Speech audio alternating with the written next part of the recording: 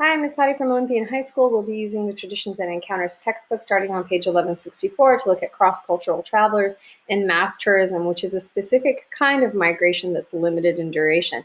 This is not something new to history. We've seen migrants all through history. For example, if we look back to Marco Polo and Ibn Battuta, we've seen people travel for purposes of diplomacy or trade or for pilgrimage, but tourism is specifically fueled by two changes to technology that make cheap and efficient transportation possible, and by the increase of leisure time and wealth. So in the past, it was very dangerous to travel. You don't know what kind of war might break out behind you or what diseases might lay before you. And so people that traveled, they were seen as being either super courageous or a little foolhardy. Right? It was a risky venture to take on. But industrial society and industrialization made travel easier by giving birth to new technologies like trains, cars, airplanes, the jet plane, that make it easier for people to get from one place to another safely. We see early changes to tourism happening in the 1800s with people like Thomas Cook, who established the first travel agency, offering guided tours of Europe in the 1850s. Later in Germany, we see Karl Baedeker and his son explaining the economic potential of tourism by creating and publishing travel guides that became very popular. And in the mid-1800s, it also became very popular and fashionable for Europe's affluent and rich to take vacation for extended periods of time. The working classes or the poor tended to emulate or copy the rich, and so they would also take holidays for shorter durations, oftentimes to places that were less far away, so closer to home. They might go to on a family trip to a nearby park, or they might go take a stroll for no reason, taking long walks for no reason to escape some of the drudgery of their industrial conditions. They might venture out to get fresh air, to be in nature.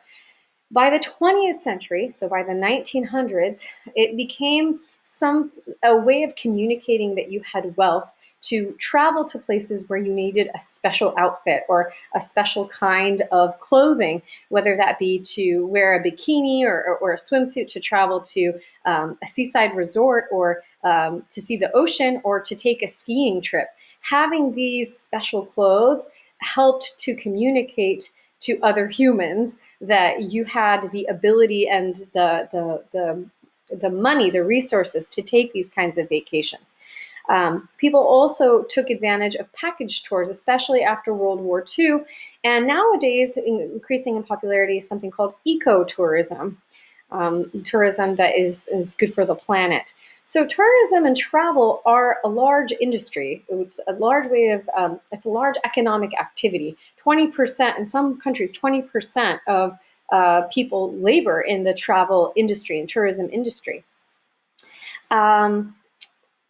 So these numbers are older. It's telling you about how many trillions of dollars can be attributable to the tourism industry. If you look up more current articles, you can see that it takes up about 7% of global trade. Obviously, that's been affected by the COVID-19 pandemic. But many people are served by having jobs in the travel tourism industry and depend on tourism. On the downside, or the negative, those jobs are often low-paying jobs, and many people question where the profits of tourism flow to. That largely they criticize that many of those profits flow back to the developed world, where the majority of tourism businesses are located. And then there's a concern about the globalizing influence of people from the developed world visiting developing countries, and the tendency for visitors to transform the communities of the people that they visit by having an impact on those cultural practices, in the sense that sometimes, to appeal to tourists, people present a sanitized and simplified form of their culture, almost as if it's a commodity.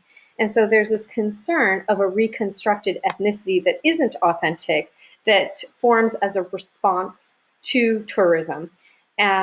Another thing that we want to pay attention to is, how does it transform countries that have largely been unaffected by tourism? For example, a few countries there are cultures that their boundaries have been closed to tourism. For example, Myanmar, formerly called Burma, has recently opened its borders a few years ago, and then you also have Cuba. And we'll see, how does this affect the quality of life as they're exposed to more globalizing influences. So we talked in the past about the McDonaldization or the homogenizing influence of Western culture. Again, this is debatable, but it's something we'll watch as you transition from studying history to studying current events.